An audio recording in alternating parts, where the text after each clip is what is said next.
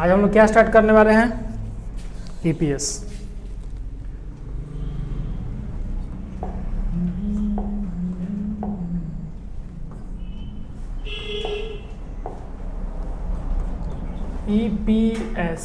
EPS हम लोग आज पढ़ने वाले हैं। एंटरप्रेन्योरशिप। एंटरप्रेन्योरशिप देखिए, हम लोग लमसम मान के चलिए कि 10 से 15 दिन में पूरा ईपीएस कंप्लीट करने वाले हैं। एक क्रैश कोर्स की तरह हम लोग हर चैप्टर को पढ़ेंगे, जो भी उसका इंपॉर्टेंट होगा इंपॉर्टेंट को ही डिस्कस करेंगे। उसके बाद इसके प्रैक्टिकल सेट हम लोग करेंगे कि ईपीएस में कहीं से आपका क्वेश्चन ना छूटे। ठीक है, पहला जो चैप्टर है उसका नाम है scanning and the identification of the entrepreneur, यानी एंटरप्रेन्योर की पहचान, उसका क्या होता है एंटरप्रेन्योर, और उसके अपॉर्चुनिटीज़ के बारे में आज हम लोग पढ़ने वाले हैं। सबसे पहले इसमें हम लोग पढ़ेंगे कि अपॉर्चुनिटीज़ क्या होता है, काइंड ऑफ अपॉर्चुनिटी कितने प्रकार के होते हैं, एक रिलेशनशिप क्या होता है, relationship between opportunity and entrepreneur, अवसर के बीच में और उद्यमिता के बीच में क्या क्या अंतर होते हैं। ठीक है ना, तो इसको हम लोग आज पढ़ने वाले हैं। सबसे पहले हम लोग इसका ऑब्जेक्टिव देखने वाले हैं। ऑब्जेक्टिव देखे पहले जी, या फिर पहले सब्जेक्टिव देख ले। इसका ऑब्जेक्टिव कुछ खास नहीं है। जैसे पहला प्रश्न यहाँ पर देख लीजिए थोड़ा सा आप लोग। पहला प्रश्न यहाँ पर आपको दिख रहा होगा, which of the following factors affecting identification of business opportunity. बोल रहा है इसमें कि कौन सा ऐसा बिजनेस है जो बिजनेस अपॉर्चुनिटी को देखता है। तो इसमें सही जवाब आपका होगा क्रिएटेड अपॉर्चुनिटी। दो प्रकार की अपॉर्चुनिटी होती है, एक होती है आपकी एक्सिस्टिंग अपॉर्चुनिटी, एक होता है आपका क्रिएटेड अपॉर्चुनिटी। क्रिएटेड अपॉर्चुनिटी जो होता है वो एंटरप्रेन्योर खुद से क्रिएट करता है, अपॉर्चुनिटी पहले से नहीं होता। देखिए दोनों में अंतर क्या है। जैसे मान के चलिए कुछ अपॉर्चुनिटी, कुछ बिजनेस है जो बहुत पहले से चल रहा है, उसको बोलेंगे हम लोग एक्सिस्टिंग अपॉर्चुनिटी। और कुछ बिजनेस ऐसे हैं जो आप लेटेस्ट लॉन्च कर सकते हैं, वो आपका क्या हो जाएगा क्रिएटेड अपॉर्चुनिटी, निर्माणी अवस्था उसको हम लोग बोलेंगे। जैसे मान लीजिए पानी बहुत पहले से था, इस दुनिया में पानी था कि नहीं पहले से था, तो ये एक्सिस्टिंग अपॉर्चुनिटी था। लेकिन इसी पानी को अनिल अंबानी ने बिस्लरी के बोतलों में कन्वर्ट कर दिया, तो क्या हो गया ये क्रिएटेड अपॉर्चुनिटी। पहले जो होता था कंप्यूटर, लाइट है तो कंप्यूटर चलता था, अन्यथा लाइट नहीं है तो कंप्यूटर कट जाता था। This is a existing opportunity, पहले से हमारे पर्यावरण यानी हमारे माहौल में मिल गया था।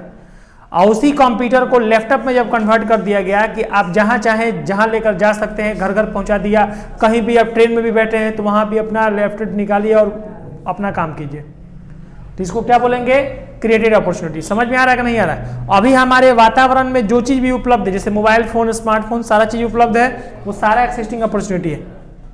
समझ में आ रहा है ना? और जो भी आप नया बनाते हैं उसको हम लोग क्या बोलते हैं क्रिएटेड अपॉर्चुनिटी बोलते हैं। ठीक है, चलिए यहाँ पर क्वेश्चन आ रहा है कि which of the following is a kind of opportunity. Bihar board 2019 का क्वेश्चन था और ये 18/2020 में क्वेश्चन आया था। यहाँ पर क्वेश्चन है कि अपॉर्चुनिटी कितने प्रकार के होते हैं, तो बोलिएगा कि अपॉर्चुनिटी कितने प्रकार के होते हैं। दो प्रकार के होते हैं। कौन कौन सर? एक इंटरनल अपॉर्चुनिटी हो सकता है और एक आपका एक्सटर्नल हो सकता है। एक्सटर्नल अपॉर्चुनिटी हो सकता है। पहला इंटरनल है और दूसरा कौन सा है एक्सटर्नल है। याद रखिएगा दो प्रकार का अपॉर्चुनिटी होता है। ये भी क्वेश्चन बहुत बार पूछा गया है एग्जाम में। ईपीएस बोले तो कुछ नहीं बच्चा, देखो यहाँ पर। अब यहाँ पर हालांकि एक चीज देखिए ध्यान से, यहाँ पर तो ऑप्शन बदल दिया यहाँ पर कि बोल रहा है कि which is the flowing of A opportunity. Opportunity बोल रहा है कितने प्रकार के होते हैं, तो यहाँ पर एक ऑप्शन ही बदल दिया गया है ना, फर्स्ट अपॉर्चुनिटी, लास्ट अपॉर्चुनिटी। तो इसमें सही जवाब हो जाएगा आपका क्रिएटेड अपॉर्चुनिटी, क्योंकि क्रिएटेड भी और एक्सिस्टिंग भी एक प्रकार का अपॉर्चुनिटी ही होता है। समझ में आ रहा है कि नहीं आ रहा है? हाँ, क्रिएटेड अपॉर्चुनिटी कौन सा अपॉर्चुनिटी है? एक्सिस्टिंग अपॉर्चुनिटी है। समझ में आ रहा है ना? मतलब कि एक बाहरी अपॉर्चुनिटी एक्सटर्नल अपॉर्चुनिटी है और इंटरनल वाला आपका एक्सिस्ट अपॉर्चुनिटी है वो। विच of the following is N elements of sensing the opportunity. इसमें सही जवाब क्या होगा बच्चा? एबिलिटी टू परसीव होगा क्या? यस, एबिलिटी टू परसीव होगा। इसमें सही जवाब होगा ठीक है ना, ability to perceive. Elements of sensing का ये जवाब आपका सही है। 4 नंबर क्वेश्चन देखिए, it is necessary to give due consideration on the internal resources before the intending a particular decision. इस पार्टिकुलर डिसीजन के लिए हम लोग सही जवाब कौन सा चुनेंगे, necessary for external resources. External resources को हम लोग किसके लिए चुनेंगे, resources before the intending the particular decision के लिए। यहाँ पर एक वर्ड भी दिया था वहां पर, चलिए चलिए बिल्कुल। 5 नंबर देखिए, एंटरप्रेन्योर इज, एंटरप्रेन्योर क्या होता है, रिस्क टेकन होता है ना, सब लोग जानता है रिस्क टेकन होता है। और एंटरप्रेन्योरशिप का जो फीचर पूछता है उसमें भी बोल सकते हैं। 11th में 12th में भी आपको, 11th में भी पढ़ाए होंगे तो आपको ध्यान होगा, नहीं तो 12th में तो याद ही होगा आपको। और ये 12th का चैप्टर और 11th का चैप्टर दोनों पहला चैप्टर मैच ही करता है लमसम, तो इसमें भी ध्यान देंगे आप लोग। हाँ, विच of the following is a type of A opportunity. Opportunity कितने प्रकार के होते हैं, 2 प्रकार के हो सकते हैं। कौन कौन सा, एक्सिस्टिंग अपॉर्चुनिटी और क्रिएटेड अपॉर्चुनिटी। इसी को हम लोग इंटरनल और एक्सटर्नल भी बोलते हैं। कैसे बोलते हैं, क्रिएटेड अपॉर्चुनिटी जो बाहरी चीजों को बनाना पड़ता है तो ये एक्सटर्नल अपॉर्चुनिटी है, और एक्सिस्टिंग अपॉर्चुनिटी यानी एक्सिस्ट उल्टा सोचना है, इंटरनल अपॉर्चुनिटी है। ठीक है, समझ में आ रहा है कि नहीं आ रहा है, दोनों ऑप्शन हो सकते हैं। आपको ऑप्शन ये भी दे सकता है, इंटरनल एक्सटर्नल का भी दे सकता है, और नहीं तो अपॉर्चुनिटी में तो नहीं, तो फिर भी वो बोलते हैं, क्या बोलते हैं, इन्वॉल्वमेंट में पूछता है कितने प्रकार के इन्वॉल्वमेंट हो सकते हैं, तो 2 प्रकार के, इंटरनल और external. Which of the following is a problem of construct with the business. Business में सबसे बड़ा प्रॉब्लम क्या होता है, मनी का प्रॉब्लम होता है या फिर रिस्क मैनेजमेंट का प्रॉब्लम होता है, रिस्क मैनेजमेंट का। जी, मनी प्रॉब्लम नहीं है, ज्यादातर कौन सा प्रॉब्लम होता है, रिस्क मैनेजमेंट का प्रॉब्लम होता है। ये बिहार बोर्ड 2018 का प्रश्न था। इसका कौन सा जवाब है, 7 है ना। हाँ, 7 का देखिए, 7 का डी ही, रिस्क मैनेजमेंट ही सही जवाब है। फिर आपका by opportunity we means, opportunity का मतलब क्या होता है, अपॉर्चुनिटी का मतलब होता है आपका आइडिया, अर्न, प्रॉफिट, सारा चीज इसमें सही है। देखिए डी ऑप्शन दिया भी है, इसमें सारा चीज, ऑल ऑफ दीज वाला ऑप्शन ज्यादातर सही होता है। How many types of opportunity, opportunity कितने प्रकार के होते हैं, 2 प्रकार के। कौन कौन से, क्रिएटेड अपॉर्चुनिटी और एक्सिस्टिंग अपॉर्चुनिटी। और इन्वॉल्वमेंट कितने प्रकार के, 2 प्रकार के। हाँ, अब यहाँ पर देखिए प्रश्न आ रहा है कि अच्छा पहले ये समझ लीजिए कि एंटरप्रेन्योर क्या होता है, थोड़ा सा रुक जाइए, थोड़ा सा ये समझ लीजिए। एंटरप्रेन्योर, ठीक है ना, एंटरप्रेन्योर जो वर्ड होता है, एंटरप्रेन्योर क्या होता है सर, एंटरप्रेन्योर क्या होता है, एंटरप्रेन्योर जो होता है तो एक उद्यमी होता है। इसको हिंदी में क्या बोलते हैं, उद्यमी। उद्यमी को हम लोग क्या बोलते हैं, साहसी बोलते हैं, ऐसे बोलते हैं, साहसी समझते हैं ना। कोई व्यक्ति जब साहस करके किसी बिजनेस को करता है, 10 लाख के एंटरप्रेन्योर, वही एंटरप्रेन्योर है, वही उद्यमी है। ठीक है, चलिए इसमें प्रश्न है पहला कि what is promotion of A venture. ये प्रश्न कहीं नहीं आया है एग्जाम में, और ना ही आने वाले एग्जाम में कभी आने वाला है ये प्रश्न, ठीक है ना। ज्यादातर ईपीएस में वो प्रश्न सबसे ज्यादा आता है जो प्रश्न पहले भी आ चुका है, ठीक है ना, तो उसमें आप वो सब प्रश्न ज्यादा देखिएगा, है ना। स्टेट डिफरेंस बिटवीन एंटरप्रेन्योर और एंटरप्रेन्योरशिप, हालांकि ये भी प्रश्न आया नहीं है, लेकिन ये प्रश्न आने का चांसेस हो सकता है कभी। 11th में ये प्रश्न पूछा जाता है कि एंटरप्रेन्योर में और एंटरप्रेन्योरशिप में क्या डिफरेंस है, तो बोलिएगा entrepreneur is a person who take a risk and create a new opportunity, और entrepreneurship is a subject, it is a process to it is a process by entrepreneur। ठीक है, ज़्यादा ये सब नहीं बोलना है। अब देखिए आपका ये प्रश्न आया है 2020 बिहार बोर्ड में कि काइंड ऑफ अपॉर्चुनिटी कितने प्रकार के होते हैं, तो आपको यहाँ पर बोलना होगा बच्चा, अपॉर्चुनिटी 2 प्रकार के होते हैं। कौन कौन, एक्सिस्टिंग अपॉर्चुनिटी और क्रिएटेड अपॉर्चुनिटी। अभी हम आपको बता दिए एक्सिस्टिंग क्या होता है और क्रिएटेड क्या होता है। देखिए यहाँ पर क्रिएटेड अपॉर्चुनिटी को क्या बोल रहा है, such opportunity are not a pre exit, यानी जो कभी भी पहले नहीं बनाया गया है, प्री का मतलब पहले नहीं बनाया गया है, rather the created in A view of the rather aspiration of A consumers changing fashion of trend of the technology. कर रहा है आप कुछ भी अपॉर्चुनिटी में थोड़ा बहुत चेंजिंग कर देते हैं यहाँ पर, या फिर आप कंज्यूम्स करने के लिए बना देते हैं, फैशन डिजाइन में थोड़ा बहुत बदलाव कर देते हैं, कुछ भी नया कर देते हैं, तो उसको क्या बोलते हैं, क्रिएटेड अपॉर्चुनिटी। और पहले की तरह सारा चीज करते हैं तो इसको क्या बोलेंगे कि एक्सिस्टिंग अपॉर्चुनिटी। देखिए there are some kind of opportunity which are the already existing, साफ साफ बोल रहा है कि ऑलरेडी पहले से ही हमारे पर्यावरण में क्या था, ये विद्यमान था, ये अपॉर्चुनिटी। ठीक है, जैसे क्लॉथ ऑफ फुटवेयर, जैसे कपड़ा, फुटवेयर, इंडस्ट्री, है ना।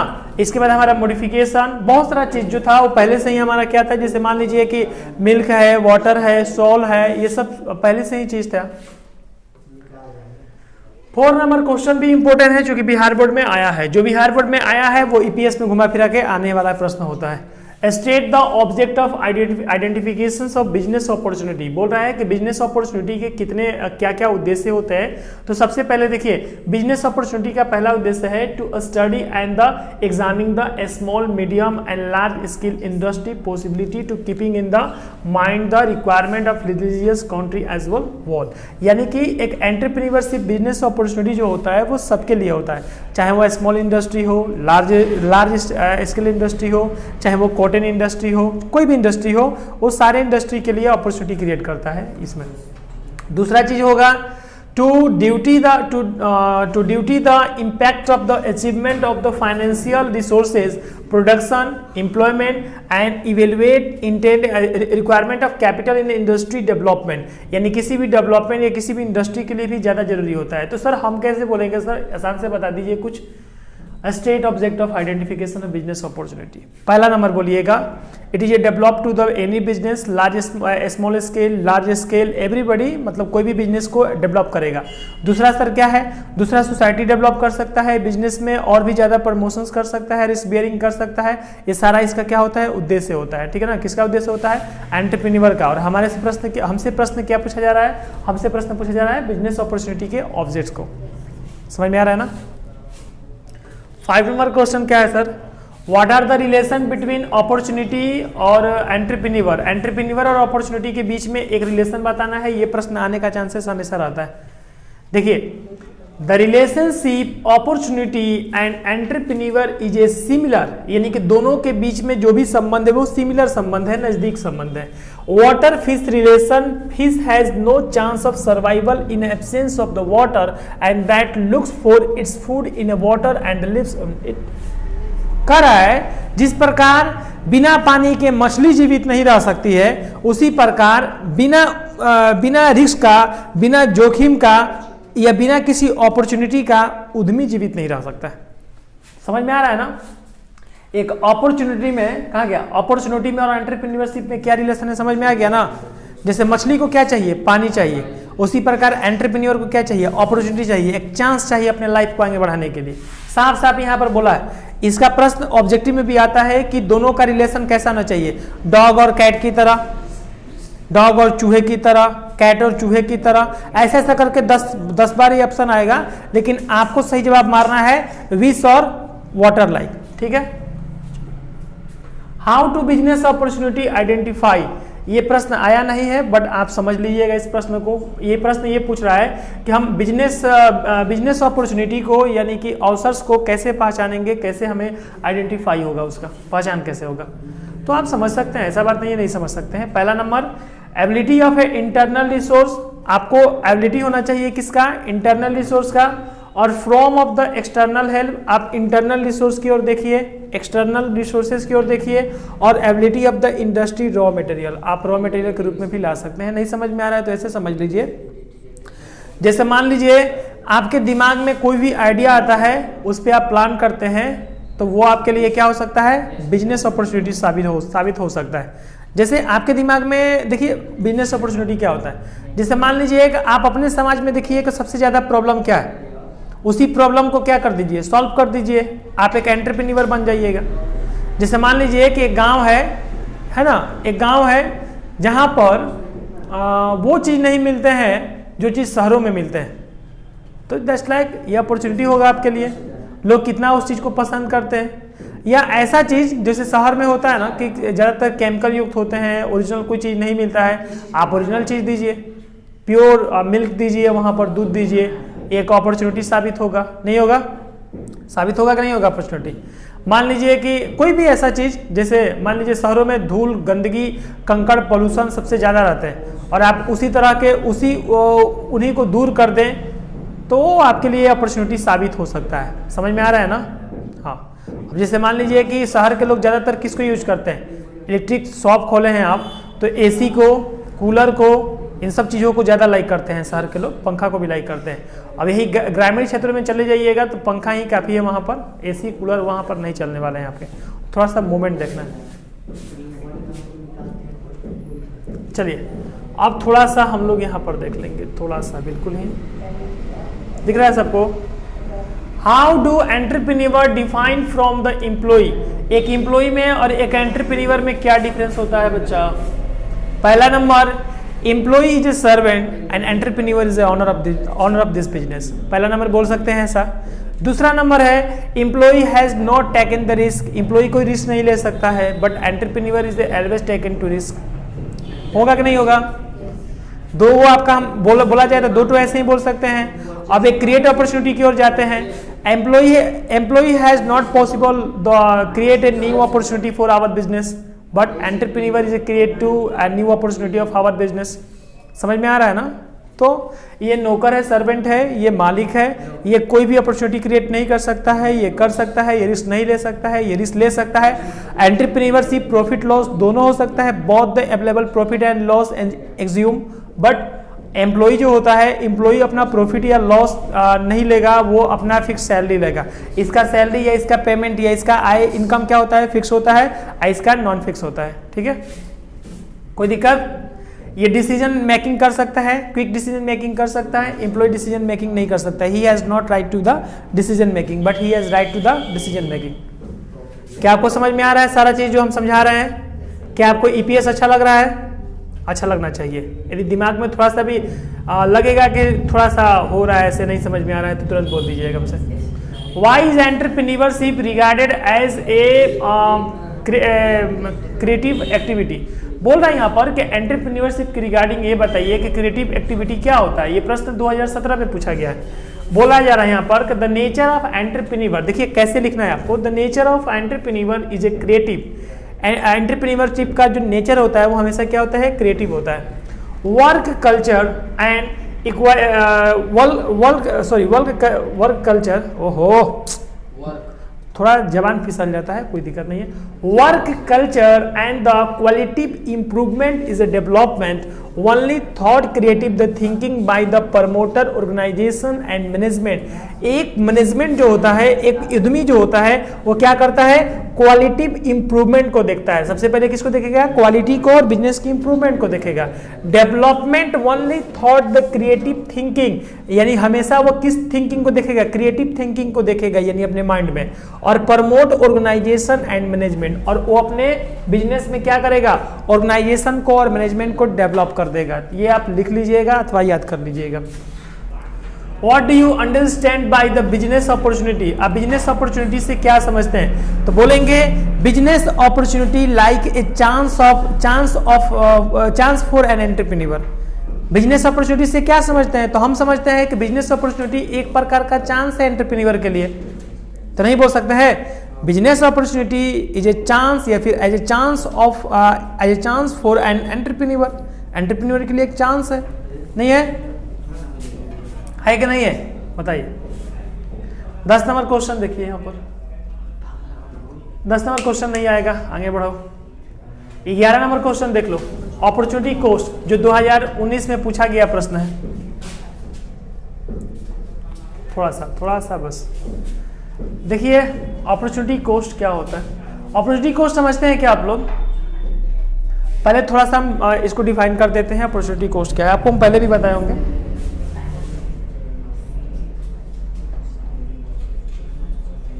देखिए बच्चे, अपॉर्चुनिटी कॉस्ट क्या होता है? जैसे मान लीजिए अभी कोई अच्छा ये बताइए, पोटैटो का रेट अभी कॉस्टली है कि चिपली है?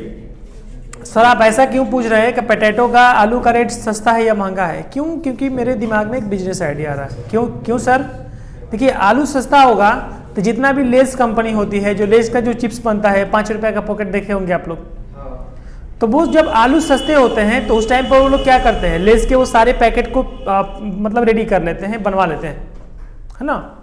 और यदि आलू महंगे होंगे तो उनका काम रुक जाएगा, यह काम बहुत स्लो चलेगा। आलू जितने सस्ते होंगे तो बल्क पे माल उठेगा और दिन रात काम होगा फैक्ट्रियों में, और अनगिनत पैकेट बना दिए जाएंगे, क्योंकि वो पैकेट जल्दी खराब होने वाले हैं नहीं। एक बार जो पैकेट बनता है कम से कम उनमें नाइट्रोजन भर के 6 मंथ तक हम लोग रख सकते हैं।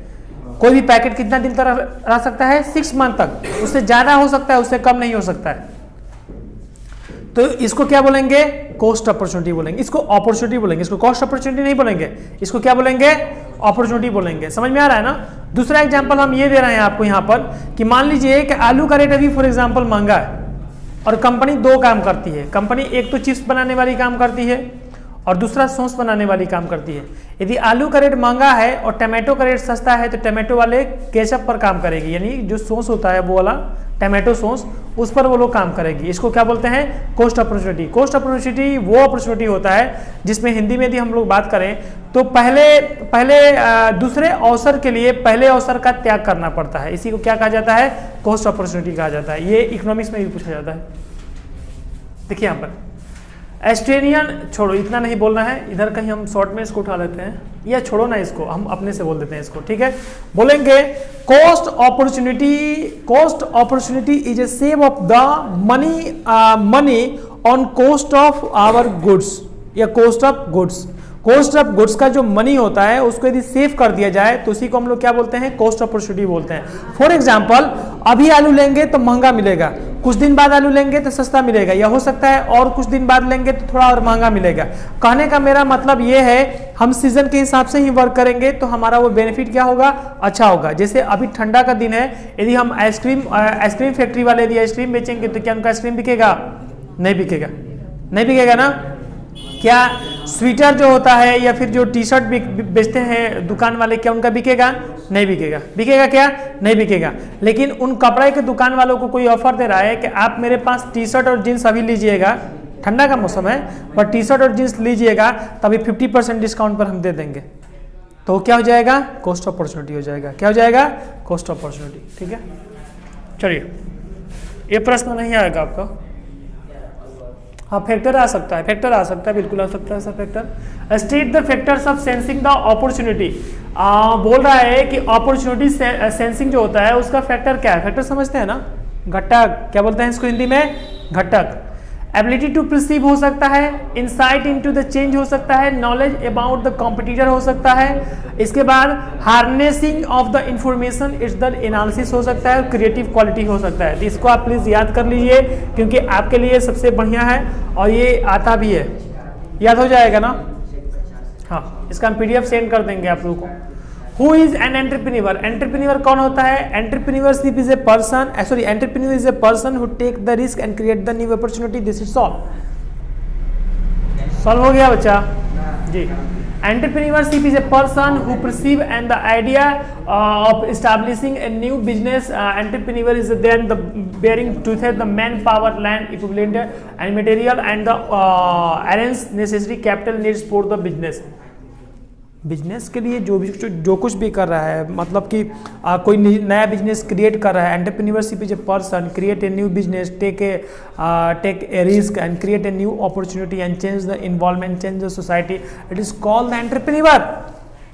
ठीक है, समझ में आ रहा है। लॉन्ग टर्म में चल रहे हैं, लॉन्ग टर्म में कौन सा प्रश्न आएगा, कौन सा नहीं आएगा? ये आएगा, नहीं आएगा? ये वाला सर आइडेंटिफिकेशन ऑफ अपॉर्चुनिटी नहीं आएगा, बट आएगा तब लिख सकते हैं। Define define define define define बच्चा। देखिए प्रश्न आया हुआ है, mention the main characteristic of a resources entrepreneur. Entrepreneurship में मेन इसका फीचर बताइए।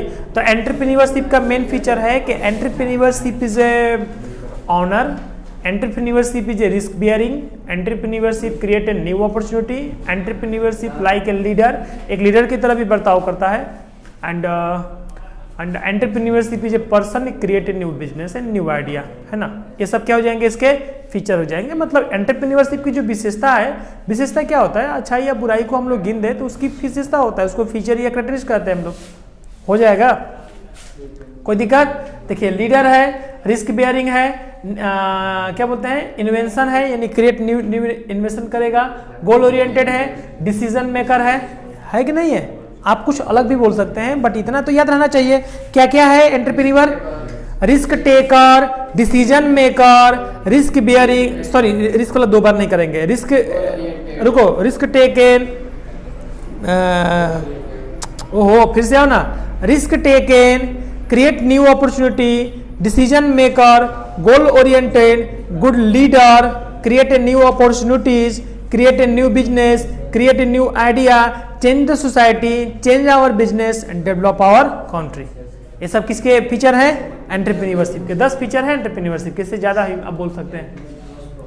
What are the factors affecting the identification of an opportunity? तो बस आपको दो चीज यहाँ पे याद रखना है, एबिलिटी ऑफ इंटरनल रिसोर्सेज और एक बोल दीजिएगा ability of the external resources, या फिर ये बोल दीजिएगा इंटरनल डिमांड।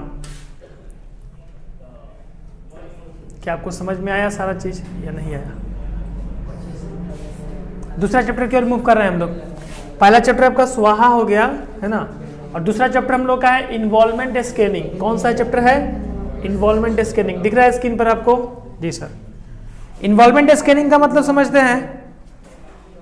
हाँ, कभी आप लोग जीरोक्स कर रहे हैं, कोई डॉक्यूमेंट्स का जीरोक्स कर रहा है, तो देखे ना जो जीरोक्स मशीन होता है वो पूरा एक एक वर्ड को, एक एक बिंदु को आप ए ऐसे करके लिख दिए हैं उस पर, तो ए भी उतर जाएगा। आप उस पर अपना नाम लिख दिए हैं अजीत सिंह, तो आपका नाम भी ऐसे उतर जाएगा। मतलब कहने का मतलब ये है कि उसमें जो चीज़ भी आप नाम लिख देते हैं, जो कुछ भी टॉपिक लिखा रहता है, यानी एक बिंदु, एक मात्रा, एक फुल स्टॉप भी रहता है, तो वो भी साथ में उतर जाता है।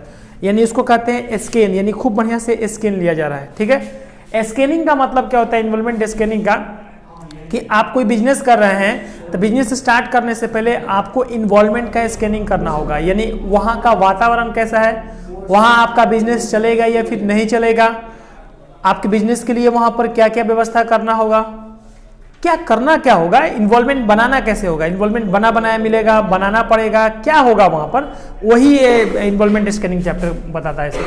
इसमें हम लोग देखिए topic to be the cover में क्या क्या करने वाले हैं, इंपॉर्टेंट ऑफ इन्वॉल्वमेंट करने वाले हैं। इन्वॉल्वमेंट इंपॉर्टेंट महत्वपूर्ण क्यों है? टाइप ऑफ इन्वॉल्वमेंट जो कि दो प्रकार का होता है, इंटरनल और एक्सटर्नल होता है। फैक्टर इफेक्टिंग कौन कौन सा फैक्टर होता है? तो पॉलिटिकल, टेक्निकल, इंटरनल, एक्सटर्नल, उसके बाद आपका सोशल फैक्टर, ये सब फैक्टर हो जाते हैं। हाँ बिल्कुल बिल्कुल बिल्कुल आसान चैप्टर है, तो तुरंत हम लोग उसी पर जाएंगे। पहला देखिए, पहला प्रश्न क्या है? पहला प्रश्न ये है बच्चा कि इकोनॉमिक पॉलिसी डिटरमाइन द किसमें होता है? Volume of business, direction of business, direction and volume of business. C number is the right answer. चलिए, social behaviour is not considered with, social behaviour किसके साथ नहीं होता है? Production of public goods, evidence of the, थोड़ा सा इसको देख लिया जाए क्योंकि मिस्टेक नहीं कर सकते हैं हम लोग, रिस्क नहीं ले सकते हैं, बिल्कुल ही नहीं। उसका सी सही था, इसका डी सही है आपका, D number. Profit earning process जो है इसका सही है। फिर यहां से देखिए, सब्सिडी क्या है? सब्सिडी डिस्काउंट होता है ना, या रीपेमेंट होता है? रीपेमेंट। सब्सिडी क्या होता है बच्चा? रीपेमेंट। और learning process involves, learning process किस में होता है? ड्राइव में होता है, क्यूर में होता है, रिस्पॉन्स में होता है?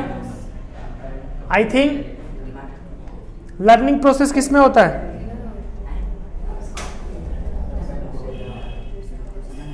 लर्निंग प्रोसेस किस में होता है सर? 4 नंबर है ना, 4 का डी नंबर जवाब है हम लोग का। जी सही जवाब है, ड्राइव, क्यूर एंड रिस्पॉन्स सही जवाब हम लोग का है। 5वां क्वेश्चन है कि social structure is a components of, social structure किसका कंपोनेंट्स है? The functional division of a community का क्या है? भाग है, इसको याद रखिएगा। 6 नंबर हम लोग का है incentive are not a concern with, incentive किस पे नहीं होता है? तो लमसम पेमेंट में नहीं होता है, इसको याद रखिएगा। इसको पूर्णदत्त भुगतान करके हिंदी में इसको दिया जाता है, और हम लोग इंग्लिश में इसको लमसम पेमेंट याद रखेंगे। कहीं भी लमसम पेमेंट वाला ऑप्शन मिल जाएगा तो आप टिक कर दीजिएगा उसको, है ना।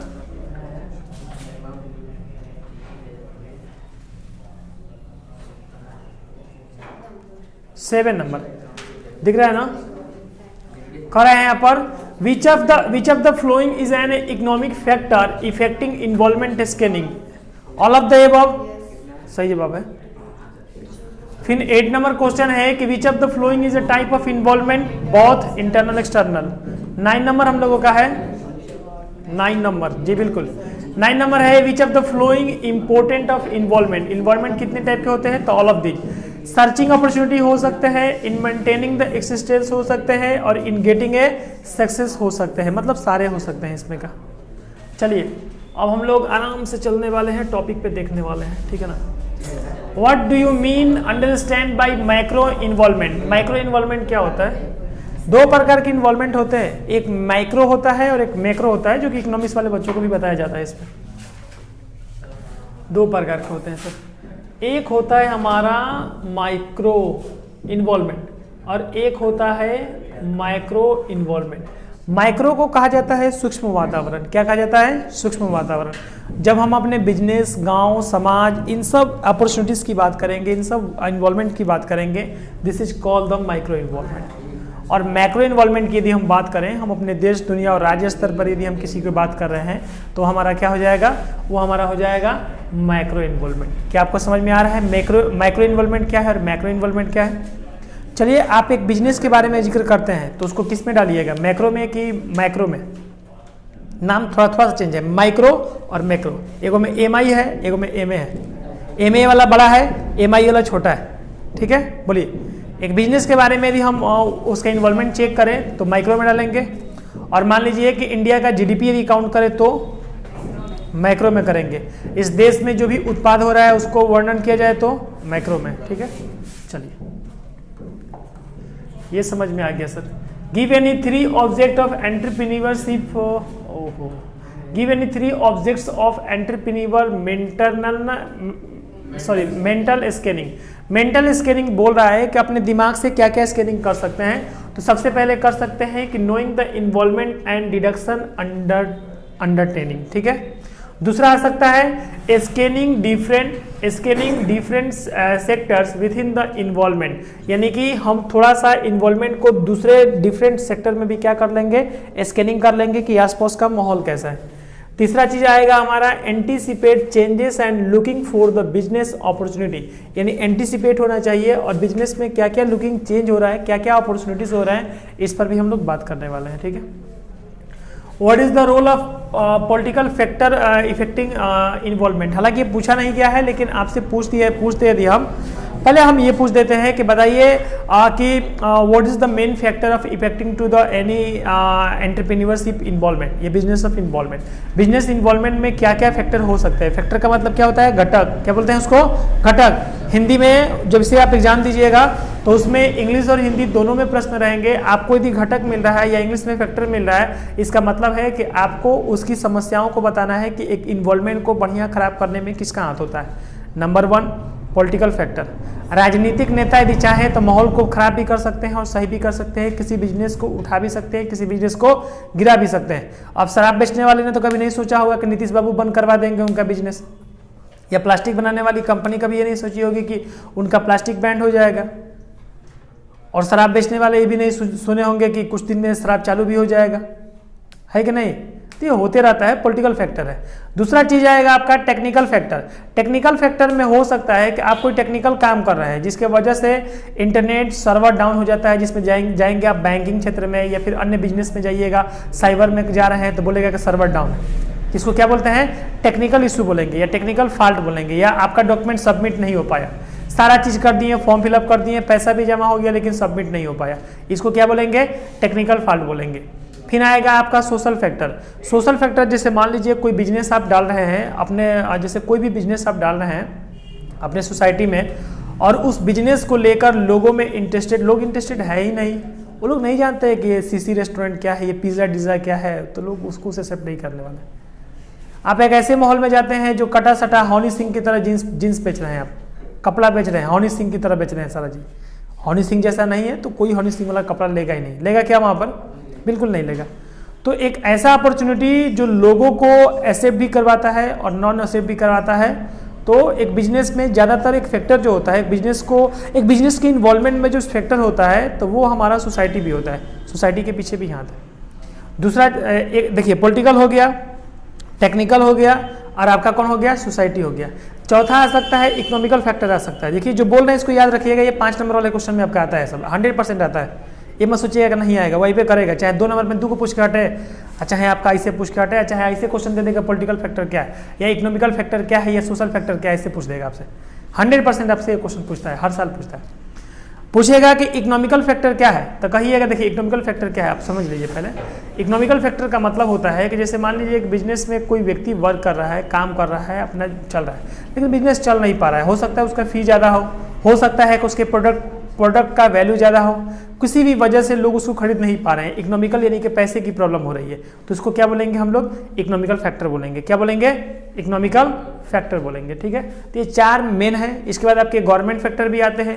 गवर्नमेंट के भी बहुत सारे रूल रेगुलेशंस, पॉलिसी बहुत सारे आ जाते हैं मार्केट में, जिसके वजह से किसी भी बिजनेस या इन्वॉल्वमेंट में चेंजेस हो जाते हैं। जैसे मान लीजिए आपका दुकान मेन चौक चौराहे पर था और गवर्नमेंट की एक पॉलिसी आई कि पूरा चौक चौराहे को 4 लेन में कन्वर्ट किया जा रहा है, तो आपका बिजनेस तो हट गया, आपका बिजनेस तो बंद हो गया कि नहीं हो गया। तो क्या आपको समझ में आया है सब चीज? जी सर।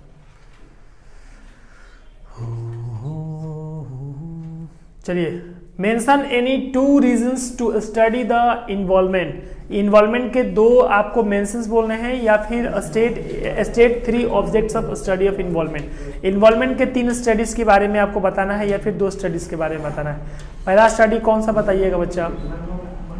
In इक्विस्ट of opportunity. देखिए 2009 का ये क्वेश्चन है इसमें। इन इक्विस्ट ऑफ अपॉर्चुनिटी, एक इक्विस्ट अपॉर्चुनिटी हो सकता है, या फिर इन मेंटेन द सब्स्टिबिलिटी हो सकता है। 2 हो सकते हैं। सर इसको याद करना पड़ेगा ना? हाँ, बिल्कुल बिल्कुल, इसको याद ही करना पड़ेगा। जैसे इन इक्विस्ट अपॉर्चुनिटी का मतलब क्या होता है? ये समाज में नए खून को चाहता है, यानी ये चाहता है कि it produce to be a born of a new adventures entrepreneur, नए लोग इसमें आए, ये पहला चाहता है। दूसरा जो होता है मेंटेन सब्स्टिबिलिटी का मतलब क्या होता है? इसका मतलब होता है कि जो भी यहाँ पर काम रुका है या फिर जो भी काम चल रहा है उसमें चेंजिंग किया जाए, बदलाव किया जाए। जैसे बोला जा रहा है कि in view of the even the fast changing the conditions it the trending to be the increasing difficulty for entrepreneur to the sustains to the survive, यानी बिजनेस में सर्वाइव करने के लिए हमें फास्ट चेंजिंग करना होता है। एक समय था कि पुराने पद्धति के अनुसार पढ़ाया जा रहा था बच्चों को, वो खली वाले बोर्ड पर, चौक वाले, जिसमें हम लोग चौक भी लेके भाग जाया करते थे। फिर उसके बाद अपॉर्चुनिटी आ गया व्हाइट बोर्ड वाला, फिर ग्रीन बोर्ड वाला आ गया। अब आपके पास देखिए डिजिटल अपॉर्चुनिटी आ गया। हो सकता है कि आने वाले समय में पूरा क्लास ही डिजिटल हो जाए। आ रहा है समझ में ना? आते ही लेक्चर चालू हो जाए, जाते ही लेक्चर खत्म हो जाए, हम यहाँ पर पढ़ाएं, ऊपर नीचे सब जगह हम दिखे, आप बैठे हैं सब जगह आप दिखे, तो कुछ कहा नहीं जा सकता है। अपॉर्चुनिटी हमेशा क्या होता है? चेंज होते रहता है।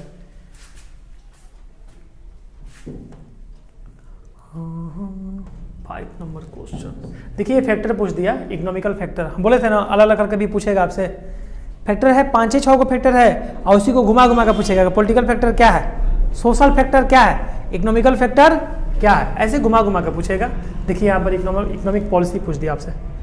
अब यहाँ पर what are the main kind of involvement, 2 प्रकार का होता है बच्चा, इंटरनल होता है, एक्सटर्नल होता है। सर ये सब याद करना पड़ेगा? नहीं, 2 नंबर का आएगा। एक्सटर्नल इंटरनल लिख कर आगे बढ़ जाना है, लिख दीजिएगा।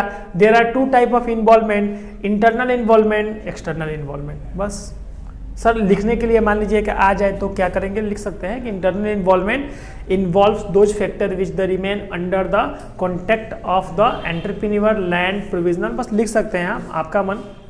और एक्सटर्नल इन्वॉल्वमेंट में क्या बोलेंगे? देखिए भाई समझ में आपको कैसे आएगा।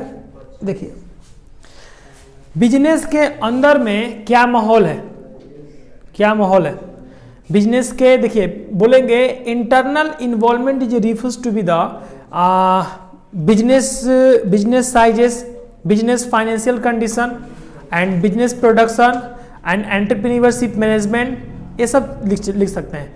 एक्सटर्नल इन्वॉल्वमेंट में क्या क्या आएगा? These are affecting the external involvement, political, technical, social, economical, और एक क्या बोले अभी हम, गवर्नमेंट। ठीक है, 5 तरह के फैक्टर आपको इफेक्टिंग कर सकते हैं। देख लीजिए यहाँ पर देखिएगा, सोशल, पॉलिटिकल, टेक्निकल, कॉम्पिटेटिव भी एगो है, कॉम्पिटेटिव, और ये सब आपके आ जाएंगे इसमें। ओके, कोई दिक्कत है? इंटरनल में कौन कौन फैक्ट करेगा? इंटरनल में कुछ नहीं सोचना है, बस इंटरनल में बोलना है यहाँ पर लैंड, प्रोडक्शन, कैपिटल, जो कि फाइनेंस हम बोल दिए थे अभी, फाइनेंस बोलो या कैपिटल बोलो, पूंजी बोलो इसको। लैंड जमीन या बिजनेस साइज, प्रोडक्शन या प्रोडक्ट, कैपिटल या फाइनेंस, लेबर या क्या बोलते हैं, एम्प्लॉय, हाँ लेबर और एम्प्लॉय दोनों बोल सकते हो। बिल्डिंग और वेंचर जो होते हैं वो इंटरनल इन्वॉल्वमेंट को फैक्ट करते हैं। बिजनेस का साइज क्या है, बिजनेस में कैपिटल कितना है, बिजनेस में लेबर कितने हैं, बिजनेस में मशीन्स पावर कितना है, मैन पावर कितना है, बिजनेस कहाँ है, किस एरिया में है, ये डिवाइड करता है इंटरनल। एक्सटर्नल में वो सब फैक्टर आ जाएंगे पांचों। What do you mean by involvement? Involvement से आप क्या समझते हैं? तो बोलेंगे इन्वॉल्वमेंट, देखिए involvement means the surrounding conditions the absence in which lives in an entrepreneur.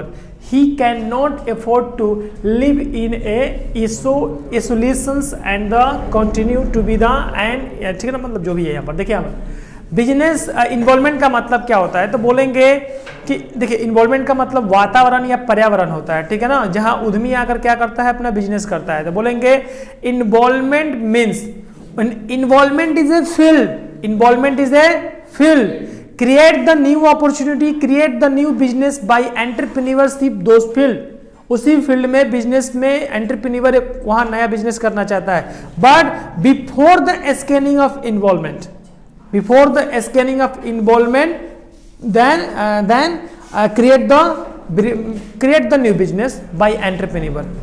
समझ में आ रहा है ना? हाँ, ये सब याद भी करना होगा। नोट्स दिए हैं सबको क्या ईपीएस वाला? पहले तो ईपीएस का नोट्स हम जिसको भी दिए होंगे तो उसमें सारा चीज मिलने वाला है, दिए है ना, डिट्टो वही चीज है, नोट्स वाला ही चीज है हम लोगों का, ये नहीं है कि बाहरी चीज है कुछ, इसमें बाहरी चीज कुछ नहीं होने वाला है। चलिए सोशल फैक्टर बता सकते हैं ना, अभी आपको हम बोले कि भाई देखो पॉलिटिकल फैक्टर पूछ देगा, सोशल फैक्टर पूछ देगा। सोशल फैक्टर क्या लोग बोल देंगे, social factor means does not like a product of your business, आपके बिजनेस के किसी प्रोडक्ट को लाइक नहीं किया जा रहा है या फिर लाइक किया जा रहा है, just like a social factor हो सकता है, ऐसा है ना।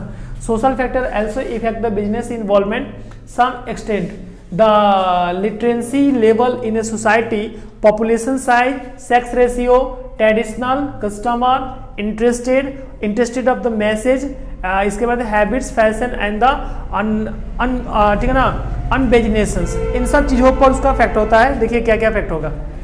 पहला फैक्ट समझिए यहाँ पर, पहला यहाँ पर पॉपुलेशन साइज, यानी कि बिजनेस जो भी, देखिए सोसाइटी में क्या होता है, जैसे मान लीजिए कपड़ा लेना है, फॉर एग्जांपल कपड़ा उसको लेना है, तो कपड़ा लेना है तो कपड़े का दुकान कितना है, एक या दो दुकान होगा तब तो आपका सुपर हिट चलेगा दुकान। उस गांव में समझ लीजिए कि आप ही आप है कि नहीं, और उसी दुकान में पॉपुलेशन साइज ज्यादा है, यानी कि उसी गांव में कम से कम मान लीजिए शाहपुर में घर है, तो शाहपुर में मान के चलिए कि 50 को दुकान है कपड़ा का, तो कस्टमर 50 दुकान में डिस्ट्रीब्यूट होगा, नहीं होगा, 50 दुकान में बढ़ेगा नहीं बढ़ेगा, और 2 दुकान होता तो 2 ही में बढ़ता कि नहीं बढ़ता, तो पॉपुलेशन साइज।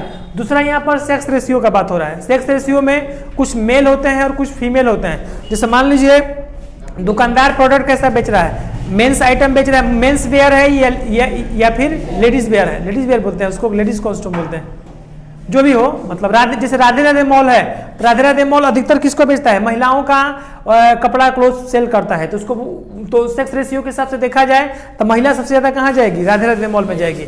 आपका एचएस मॉल है जिसमें महिलाओं का भी कपड़ा मिलता है, पुरुषों का भी कपड़ा मिलता है और चाइल्ड वेयर भी है, यानी बच्चों का भी कपड़ा मिलता है, तो जा सकते हैं वहां पर। इसके बाद हमारा ट्रेडिशनल में कोई दुकान, जैसे आप लोग आरा वगैरह में जाइएगा या यहाँ भी देखिएगा कि कोई खादी उदी का पुराना कपड़ा का दुकान है, तो ट्रेडिशनल ट्रेंडिंग क्या है उसका, ट्रेंडिंग आज के समय में हनी सिंह वाला है, मतलब कुछ भी नया है, हनी सिंह जरूरी नहीं है कि हनी सिंह है, कुछ नया है, लोगों से हटकर है, तो वो रखना पड़ेगा। कस्टम्स देखिए आपके कस्टम्स क्या हैं, प्राइस कितना रख रहे हैं, रेट कितना रख रहे हैं, ये सब भी इसमें मायने रखेगा। इंटरेस्ट, लोग आपके बिजनेस मैसेज में इंटरेस्ट, मतलब कि जो भी आप सूचना बोल रहे हैं, अब खुल गया है राधे राधे मॉल बनाही रोड शाहपुर, हम आपके लिए लेकर आए हैं, 1000 रुपये का खरीदारी कीजिए, ये ऑफर पाइए, 2000 का खरीदारी कीजिए, ये ऑफर पाइए। कहने का मेरा मतलब राधे राधे मॉल नहीं है, सारे मॉल के बारे में हम बस समझा रहे हैं, जस्ट लाइक एग्जांपल है ये, मैं बिजनेस प्रमोट नहीं कर रहा हूँ किसी का। यहाँ पर इंटरेस्टेड है कि नहीं है, जो अलाउंस हो रहा है राधे राधे मॉल के नाम पर, लोग उसमें इंटरेस्टेड है कि नहीं, लोगों को ये ऑफर अच्छा लग रहा है कि नहीं लग रहा है, तो ये सब भी है। हैबिट फैशन भी होता है, लोगों का हैबिट हो गया है कि हम टी शर्ट ही पहनते हैं, शर्ट पहन में नहीं करेगा, कौन का आदत होता है कि चेक वाला ही शर्ट पहनेगा, सादा शर्ट पहन ही नहीं सकता है, किसी का आदत है कि सादा शर्ट पहनेगा, तो इसको क्या बोलेंगे, हैबिट फैशन बोलेंगे, कि एक ही तरह के कपड़े या एक ही तरह के क्लोथ को ही ज्यादा क्या करेगा, पसंद करेगा। हम लोग है कि कुछ हुआ है, नहाना है तो इन्हें देखेंगे क्लिनिक प्लस है कि वाटिका है कि हेयर शोल्डर है कि डव है कि क्या है, हम लोग कौन साबुन लगा कर नहा लेंगे, नहीं मिलेगा तो द्वार से माटी लिया कर नहा लेंगे हम लोग, और सब नहा लेंगे हम लोग। 2 दिन नहीं नहाएंगे ठंडे में तो फिर भी हम लोग का काम चल जाएगा। हाँ कोनो कोनो होता है भाई, लड़की नहीं लड़का भी कोनो कोनो होता है, एक से एक साबुन लेके आता है, रोज साबुन, प्योर साबुन, लगेगा कि आजे गोरा हो जाएगा। सब लाता है, लड़का लड़की भी सब लाती है। परफ्यूम अरे सब लड़का लड़की सब 2 है, एक ही है। लड़का का कोनो टेंशन नहीं है, कपड़ा धोले साबुन है ना, साबुन खत्म हो गया तो वो लगा लेगा। कभी आप फेस पर कपड़ा धोने में साबुन लगा के देखिए, आपका फेस गोरा नहीं किया तो कहिएगा क्या बोले हैं सर। जब कपड़ा साफ कर सकता है तो आपका फेस क्या नहीं साफ कर सकता है, फेस वास्ते ढेर बढ़िया है। आँख में खाली मत जाए, नहीं तो आँख हो जाएगा। ओकरा से बम भी बनता है, बम कपड़ा साबुन से बम भी बनता है। देखिए यहाँ पर in and the entrepreneur affected by the involvement, एक एंटरप्रेन्योर के द्वारा किसी भी इन्वॉल्वमेंट को इफेक्ट किया जा सकता है। हाँ yes, any entrepreneurship can affected to be the internal and external involvement. ठीक है, एक्सटर्नल को भी कर सकता है, इंटरनल को भी कर सकता है। लॉन्ग टर्म में चलते हैं। Right A note on nature of entrepreneurship involvement, बोल रहा है कि एंटरप्रेन्योरशिप इन्वॉल्वमेंट में नेचर लिखना है, तो बोल दीजिए हाँ नेचर तो है ना, इंटरनल एक्सटर्नल इन्वॉल्वमेंट है, फास्ट चेंजिंग इन्वॉल्वमेंट है, इसके बाद जियोग्राफिकल एरिया है, यानी कि भौगोलिक प्रक्रिया हो सकता है। भौगोलिक प्रक्रिया मतलब किसी गांव में बाढ़ आता है, किसी गांव में बिजनेस चलता है, किसी गांव में ठंडा सबसे ज़्यादा जाता है। अब सिलीगुड़ी दार्जिलिंग जाइए तो उन्हें ठंडा वाला जो कपड़ा होता है वो सबसे ज़्यादा बिकता है, नहीं बिकता है। और आप चले जाइए दक्षिण अफ्रीका, जो काला काला होता है, इतना धूप खींचता है ना, इतना धूप खींचता है कि असही काला काला हो जाता है। तो ठंडा वाला कपड़ा उन्हें बहुत कम चलता है, उन्हें आप बहुत कम ही देखिएगा ना कि कोट शोट पहन के टोपी भी लगा के घूम रहा है, काला वाला वो सब ज्यादा देखिएगा ना, सेंडो गंजी पे घूमेगा, टी शर्ट पे घूमेगा, यही तरीका काला काला है। हाँ जो भी है, जियोग्राफिकल एरिया समझ में आ गया ना, जहां जैसे तब तैसे। अब गंगा के किनारे, गंगा जी के किनारे घाट जो होता है उस पर देखे हैं कभी खूब बढ़िया शॉपिंग मॉल खोलते हुए? हो सकता है कि बाढ़ आता है तो हेने तक खिंचले चल जाता है, तो वो तो नहीं डूबेगा, नहीं डूबेगा। इसके बाद देखिए इंटरडिसिप्लिनरी फैक्टर, ये सब आ जाएगा ना, economical, social, political, geographical, government और इकोनॉमिकल और टेक्निकल, ये सब आ जाएगा उसमें। समझ में आ रहा है बच्चा? जी sir. What do you understand by involvement? मिला जुलाकर सर क्या क्या क्वेश्चन आएगा ये बताइए ना। एंटरप्रेन्योरशिप देखिए, पहले दूसरा चैप्टर में क्या क्या क्वेश्चन आएगा। एंटरप्रेन्योरशिप क्या है, what is difference between opportunity और एंटरप्रेन्योरशिप, कॉस्ट अपॉर्चुनिटी क्या होता है, इन्वॉल्वमेंट कितने प्रकार के होते हैं, बिजनेस को इफेक्ट करने वाले क्या क्या इफेक्टिंग है, यानी क्या क्या उसके फैक्टर है, यानी घटक क्या क्या है, 5 घटक आ जाएगा। उसके बाद बिजनेस में ग्रोथ क्या है, एक एंटरप्रेन्योरशिप क्या इन्वॉल्वमेंट को चेंज कर सकता है। हाँ ये सब, बस यही सब चीज़ आएंगे। पहला दूसरा क्वेश्चन में जो भी इंपॉर्टेंट प्रश्न है वो यही है, इससे ज़्यादा और कुछ भी नहीं है। ठीक है, कल हम लोग 3rd लेसन स्टार्ट करेंगे इसका। अब इसमें अच्छा देखिए ना, एक और क्वेश्चन यहाँ पर है, हालांकि ये भी क्वेश्चन मिला जुला क्वेश्चन है, कह रहा है कि briefly explain the different factors affecting the involvement scanning. Involvement scanning को स्कैन करने के लिए ब्रीफ में, शॉर्ट में समझाना है, तो बोल दीजिए yes, an entrepreneurship has to perform the under various favourable and adverse the consistence the term of the micro involvement. Micro involvement हो सकता है, अब माइक्रो इन्वॉल्वमेंट हो सकता है, 2 प्रकार का इन्वॉल्वमेंट इसमें हो सकता है। माइक्रो और मैक्रो आपको हम बताइए दिए हैं, सब चीज़ वही है, इसके अलावा अब कुछ भी नहीं है इसमें। हाँ सब बताइए कि हैं, पॉलिटिकल टेक्निकल पहले ही क्लियर कर दिए हैं, लीगल फैक्टर क्या है, उसके बाद हम लोग 3rd लेसन में प्रवेश कर जाएंगे। तो 3rd लेसन हम लोग कब पढ़ेंगे? कल जी, 3rd लेसन हम लोग कल पढ़ने वाले हैं।